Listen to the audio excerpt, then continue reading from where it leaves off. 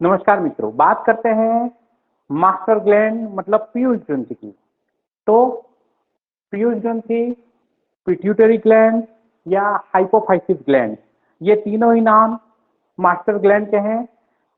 कितने हार्मोन पैदा करता है यह, इन हार्मोनों के क्या क्या कार्य हैं और उसकी कमी से क्या रोग होते हैं, इसके बारे में यहाँ पर पढ़ते हैं। सबसे पहले बात करते हैं उसकी स्थिति के बारे में। लास्ट वीडियो में अपन ने बताया था कि पीयूष ग्रंथि मस्तिष्क में पाई जाती है। एक्चुअल उसकी सिचुएशन क्या है वो समझे, उसकी लोकेशन क्या है।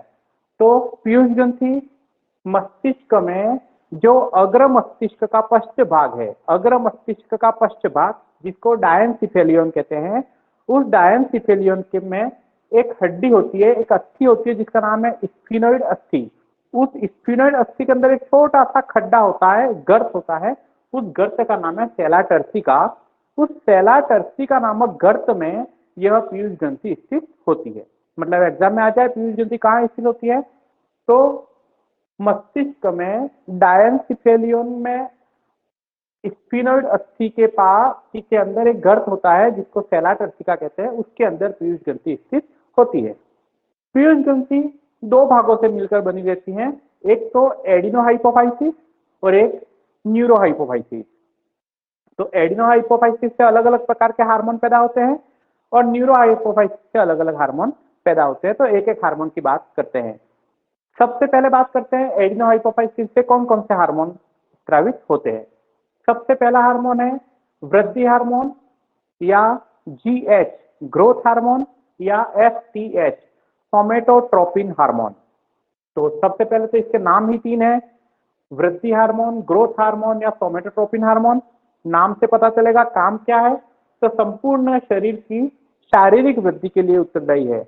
मतलब हड्डियों की वृद्धि, अस्थियों की, उपास्थियों की, मांसपेशियों की, त्वचा की, शरीर के सभी अंग तंत्र की वृद्धि के लिए जो उत्तरदायी हार्मोन है, कंप्लीट शारीरिक वृद्धि के लिए जो उत्तरदायी हार्मोन है वो है वृद्धि हार्मोन या ग्रोथ हार्मोन या सोमेटोट्रोपिन हार्मोन। अब शरीर में उसकी कमी हो जाए या अल्पस्त्र हो जाए या शरीर में इसकी मात्रा बढ़ जाए तो क्या प्रभाव पड़ता है, तो समझे आप। तो बच्चों में और वयस्क में अलग अलग फर्क पड़ता है, समझे कैसे। सबसे पहले बात करते हैं बच्चों में। अगर बच्चा छोटा है, अभी तक उसकी वृद्धि नहीं हुई है, उस समय अगर बच्चों में वृद्धि हार्मोन की मात्रा कम हो जाती है तो ऐसा बच्चा जीवन भर बोना रह जाता है। तो इसे बोनापन या ड्वार्फिज्म कहते हैं। तो बच्चों में इसकी कमी से बोनापन आ जाता है और वयस्क अवस्था में उसकी कमी हो जाए तो ऐसी बीमारी को साइमंड रोग कहते हैं। इस बीमारी में जवानी में भी व्यक्ति बूढ़ा दिखाई देने लगता है। तो बच्चों में कमी के कारण बोनापन और वयस्क अवस्था में कमी के कारण थायमंड रोग होता है। क्लियर। और अति स्त्राव, अति स्त्राव का मतलब आवश्यकता से ज्यादा ग्रोथ हार्मोन बढ़ जाए तो क्या होगा, तो ऐसी स्थिति में बच्चों में अतिकायता उत्पन्न होती है। अतिकायता मतलब जिगेंटिज्म, बच्चा आवश्यकता से ज्यादा लंबा हो जाता है।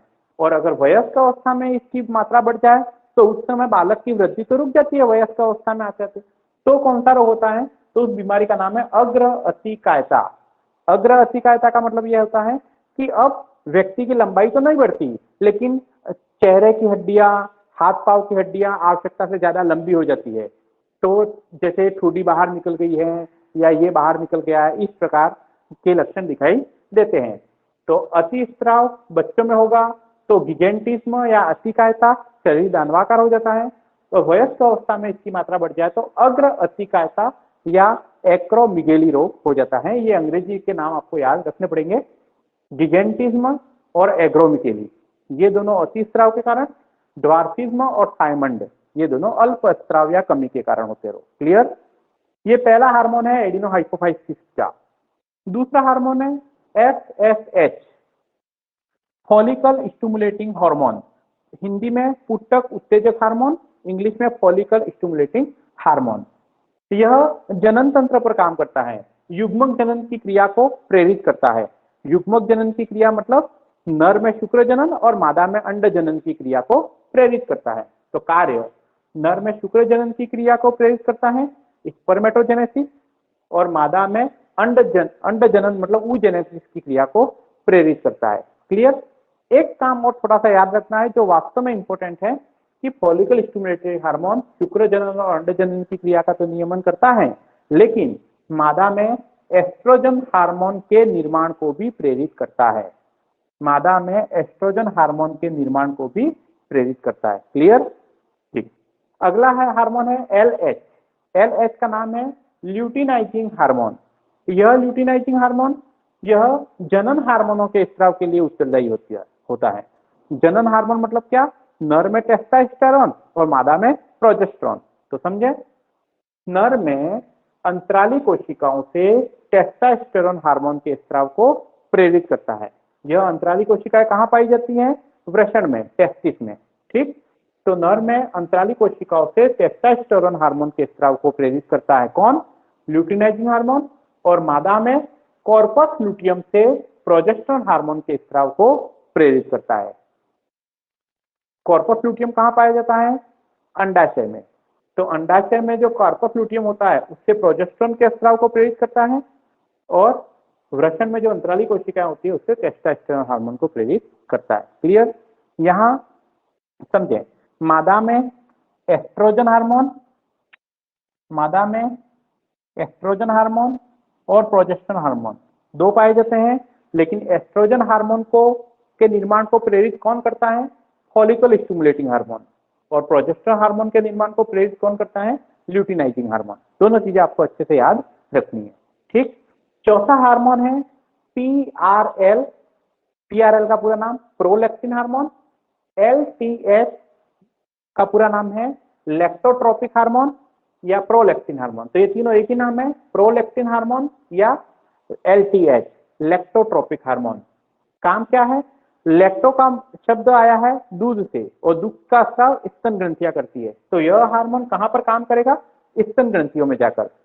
तो स्तन ग्रंथियों से दुग्ध के संश्लेषण को प्रेरित करता है। दुग्ध के संश्लेषण को प्रेरित करता है मतलब दूध का निर्माण करता है शिशु के पोषण के लिए। क्लियर? कौन? PRL, LTH या प्रोलैक्टिन हार्मोन। क्लियर? चलो, अगला हार्मोन है MSH। पूरा नाम है मेलानोसाइट स्टिमुलेटिंग हार्मोन। मेलानोसाइट क्या है? त्वचा में रंग के लिए उत्तरदायी जो कोशिकाएं होती हैं उन कोशिकाओं को मेलानोसाइट्स कहते हैं। तो समझे, त्वचा के रंग के लिए मेलानोफोर वर्णक के स्राव को प्रेरित करता है। तो ये क्या है समझे, त्वचा के रंग के लिए उत्तरदायी वर्णक होता है वो मेलानोफोर वर्णक होता है। यह मेलानोफोर वर्णक बनाता कौन है? तो मेलानोसाइट कोशिकाएं बनाती है। यह कोशिकाएं त्वचा पर पाई जाती है। तो त्वचा को कब गहरा करना है और कब हल्का करना है, तो उसके लिए एक विशेष प्रकार का हार्मोन हमारा एडिनोहाइपोफाइसिस मतलब पीयूष ग्रंथि द्वारा सीक्रेट होता है, उसका नाम है मेलानोफोर स्टिमुलेटिंग हार्मोन। जब मेलानोफोर का सीक्रेशन ज्यादा मात्रा में करना है तो MSH का स्राव अधिक होगा, और कम करना है तो MSH का स्राव कम होगा। मुख्य रूप से ये 5 हार्मोन एडिनोहाइपोफाइसिस द्वारा स्रावित होते हैं। 2 हार्मोन और हैं जो परीक्षा में तो नहीं पूछता, लेकिन कंफ्यूजन क्रिएट करने के लिए पूछ सकता है। कैसे समझे? छठा हार्मोन है TSH। नाम है थायराइड स्टिमुलेटिंग हार्मोन। इसका मतलब है थायराइड ग्रंथि को उत्तेजित करने वाला हार्मोन। क्लियर? और अगला है ACTH। पूरा नाम है एड्रिनो कोर्टिकोट्रोपिक हार्मोन। एड्रिनल के कॉर्टेक्स भाग को उत्तेजित करने वाला हार्मोन। तो ये दोनों हार्मोन, TSH थायराइड ग्रंथि को उत्तेजित करता है थायरॉक्सिन हार्मोन के निर्माण के लिए, और ACTH एड्रिनल ग्रंथि को उत्तेजित करता है एड्रिनल कॉर्टेक्स से उत्पन्न होने वाले हार्मोनों के लिए। क्लियर? तो ये तो दोनों हार्मोन दोनों ग्रंथियों को उत्तेजित करने का काम करते हैं, लेकिन कंफ्यूजन कहां होता है देखना, कि जब परीक्षा में आता है कि TSH का स्राव कौन करता है, तो T का मतलब थायराइड शब्द सुन के हम इसका अर्थ तो समझते नहीं है, और थायराइड शब्द सुन के सीधा ही थायराइड ग्रंथि अपना आंसर लिख देते हैं। या ACTH का नाम सुनते, एड्रिनल कॉर्टेक्स का नाम सुनते एड्रिनल अपन टिक लगा देते हैं। तो यहाँ ये ध्यान रखना है कि TSH और ACTH ये दोनों हार्मोन पीयूष ग्रंथि के एडिनोहाइपोफाइसिस द्वारा स्रावित होता है, लेकिन थायराइड ग्रंथि और एड्रिनल ग्रंथि पर जाकर काम करता है। क्लियर? तो इस प्रकार ये 7 हार्मोन पीयूष ग्रंथि के एडिनोहाइपोफाइसिस द्वारा सीक्रेट होते हैं। ठीक, अब बात करते हैं पीयूष ग्रंथि का दूसरा भाग है न्यूरोहाइपोफाइसिस। यह न्यूरोहाइपोफाइसिस दो हार्मोन को सीक्रेट करता है, एक तो ऑक्सीटोसिन और दूसरा एडीएच वैसोप्रेसिन।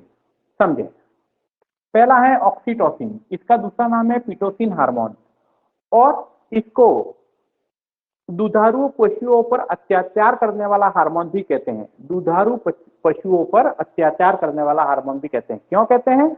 इसलिए कहते हैं क्योंकि दुधारू पशुओं में जब ये पशु दूध नहीं देते हैं तो डॉक्टर द्वारा या पशुपालक द्वारा ऑक्सीटोसिन के इंजेक्शन लगाकर दूध को बाहर निकाला जाता है, इसलिए उसको अत्याचार करने वाला हार्मोन भी कहा जाता है। तो समझे, ऑक्सीटोसिन, इसका दूसरा नाम पिटोसिन है।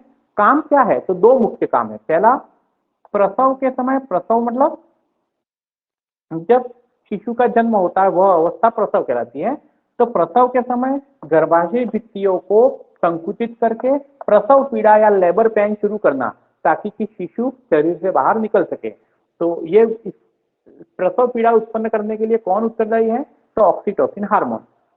इसका दूसरा काम है स्तन ग्रंथियों से दुग्ध के स्राव को प्रेरित करना। स्तन ग्रंथियों से दुग्ध के स्राव को प्रेरित करना, ये समझे आप ध्यान से। स्तन दूध के स्राव को प्रेरित करना मतलब दूध को शरीर से बाहर निकालना। स्तन ग्रंथियों से दूध को शरीर से बाहर निकालना, ये कहलाता है स्राव। और स्तन ग्रंथियों से दूध के संश्लेषण को प्रेरित करना, इसका मतलब दूध के निर्माण को प्रेरित करना। पीआरएल, एलटीएच या प्रोलैक्टिन हार्मोन दूध के निर्माण को प्रेरित करता है, दूध बनाता है, और यहाँ दूध के स्राव मतलब दूध को शरीर से बाहर निकालता है। तो दोनों में कंफ्यूजन नहीं होना चाहिए। पीआरएल दूध के संश्लेषण के लिए, निर्माण के लिए, और ये दूध के सिक्रेशन के लिए, शरीर से दूध को बाहर निकालने के लिए उत्तरदायी है। क्लियर? और इसीलिए दूध के स्राव को बढ़ाने के लिए ऑक्सीटोसिन के इंजेक्शन पशुओं को दिए जाते हैं। आगे समझ में? ठीक। दूसरा जो हार्मोन है वो है एडीएच, पूरा नाम है anti diuretic hormone, anti diuretic hormone, और इसका अन्य नाम है वैसोप्रेसिन हार्मोन। यह वैसोप्रेसिन हार्मोन कहाँ जाके काम करता है?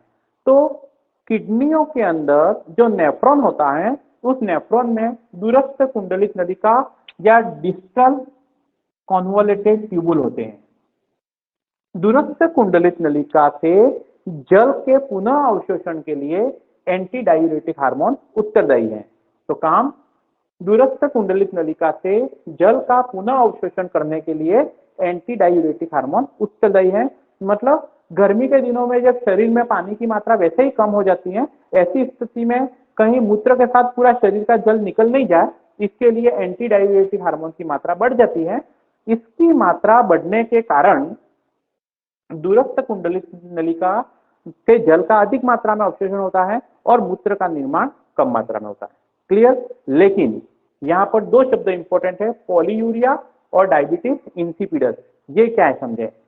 जब मादक पदार्थों का सेवन होता है, मतलब जब कभी चाय, कॉफी, अल्कोहल का उपयोग ज्यादा हो जाता है, तो ऐसी स्थिति में मादक पदार्थों के सेवन से एंटी डायूरेटिक हार्मोन का प्रभाव कम हो जाता है। तो मादक पदार्थों का स्राव या मादक पदार्थों का सेवन जब व्यक्ति ज्यादा करता है तो एंटी डायूरेटिक हार्मोन अपना प्रभाव कम कर देता है। मतलब दूरस्थ कुंडलित नलिका से जल का जो अवशोषण होना चाहिए था वो जल का अवशोषण कम हो जाता है, और जैसे ही जल का अवशोषण कम हो जाता है तो मूत्र के साथ अधिक मात्रा में जल शरीर से बाहर निकल जाता है। इस बीमारी को पॉलीयूरिया कहते हैं, और इसका विज्ञान में नाम डायबिटीज इंसिपिडस भी है। तो डायबिटीज इंसिपिडस कैसे होता है? तो मादक पदार्थों के अधिक सेवन करने से एंटी डायूरेटिक हार्मोन का स्राव प्रभाव कम हो जाता है, जिससे दूरस्थ कुंडलित नलिका से जल का अवशोषण नहीं हो पाता, जिससे मूत्र अधिक मात्रा में शरीर से बाहर निकल जाता है। तो इसको पॉलीयूरिया भी कहते हैं और डायबिटीज इंसिपिडस भी कहते हैं। तो मित्रों, आपको पीयूष ग्रंथि के बारे में यह जानकारी कैसी लगी? अगर जानकारी अच्छी लगी है तो कमेंट बॉक्स में जरूर लिख के बताएं, और वीडियो को लाइक, शेयर, सब्सक्राइब जरूर करें। धन्यवाद।